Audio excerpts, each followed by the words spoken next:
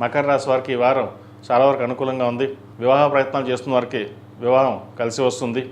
అదేవిధంగా వృత్తి ఉద్యోగాల పరంగా రావాల్సిన బెనిఫిట్స్ ఏవైతున్నాయో రావడం, మంచి ఉద్యోగం వచ్చే అవకాశం గోచరిస్తోంది. ఖర్చును అదుపులో ఉంచుకుంటారు. ఏదైనా రావాల్సిన ధనం కూడా చేతికి అందుతుంది. కష్టానికి తగిన ప్రతిఫలం కొంతవరకు లభిస్తుంది. వ్యయాధిపతి తృతీయాధిపతి అయిన గురువు షష్టమంలో ఉన్నారు.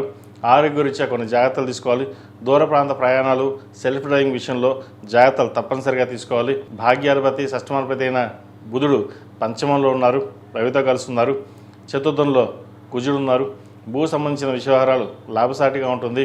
ఏదైనా మనసు స్థిమితంగా ఉంచుకొని ఒక పనిని ఆలోచన చేసి ముందుకు వెళ్ళాలి.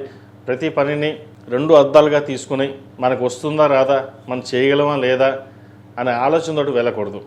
ఏదైనా సరే ఒక నిర్ణయాన్ని తీసుకున్నప్పుడు దానికి కట్టుబడి ఉండి ముందుకు వెళ్ళినట్టయితే మంచి ఫలితాలు ఉంటాయి.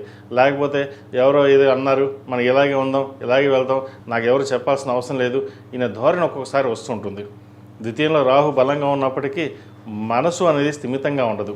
ఉద్యోగం వస్తుంది కానీ చేద్దామంటే తర్వాత చూసుకుందాం, లేదా ఇంకో ఉద్యోగం చూద్దాం అనే, లేదా ఇంకో అంతకంటే మంచి ఉద్యోగం వస్తుందా, లేదా మనం చేయలేమా, మనకి ఇంతకంటే ఇదే ఉంటుందా, ఇటువంటి పరిపరివాలుగా ఆలోచన ఉంటుంది. ఏదైనా స్థిమితంగా ఉండి మనం నిర్ణయం తీసుకుని ప్రయత్నం చేస్తే ఏదైనా ఫలిస్తుంది. కానీ మనం అలా జరగదు. వాళ్ళు ఎలా ఉన్నారు, వీళ్ళు ఎలా ఉన్నారు, వాళ్ళు అలా బాగుపడ్డారా, లేకపోతే ఇలా బాగుపడ్డారా, మనం ఎప్పుడు బాగుపడతాం, ఈ ఆలోచనలు ఎక్కువగా ఉంటాయి. ఇవన్నీ పక్కన పెట్టేసేయండి. మీకు ఎలా ఉన్నారో, మీరు ఏం చేయదలుచుకున్నారో ఉద్యోగరీత్యా చక్కగా ఉన్న ఉద్యోగం, వచ్చిన ఉద్యోగాన్ని చక్కగా చేసుకున్నట్లయితే భవిష్యత్తు బాగుంటుంది. లేకపోతే అప్పుల పాలవడం అనేది చెప్పదగిన సూచన. అదేవిధంగా ధనాన్ని ఎంతవరకు సాధ్యమైనంత వరకు తక్కువగా ఖర్చు పెట్టినట్లయితే భవిష్యత్తు బాగుంటుంది. క్రెడిట్ కార్డులకి, పర్సనల్ లోన్కి దూరంగా ఉండడం చెప్పదగిన సూచన. ఈ రాశిలో జన్మించిన స్త్రీలకు ఉద్యోగరీత్యా, వ్యాపారరీత్యా కలుసుబడితనంగా ఉంటుంది.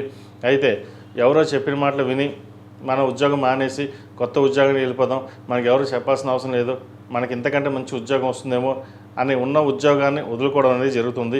ఈ రాశివారు ప్రతిరోజు ప్రతినిత్యం ఓం నమఃశివాయ ఒత్తులతోటి, అరటినార ఒత్తులతోటి దీపారాధన చేయడం. శుక్రవారం నాడు, మంగళవారం నాడు లక్ష్మీ తామర ఒత్తులతో దీపారాధన చేయండి. శుక్రవారం నాడు అమ్మవారికి కుబేర కుంకుమతోటి, మొగలు పువ్వు కుంకుమతోటి కుంకుమార్చన చేయించండి. ఇంట్లో కుంకుమార్చన చేసుకోండి, లేదా గుడిలో అమ్మవారికి కుంకుమార్చన చేయండి, మంచి ఫలితాలు ఉంటాయి.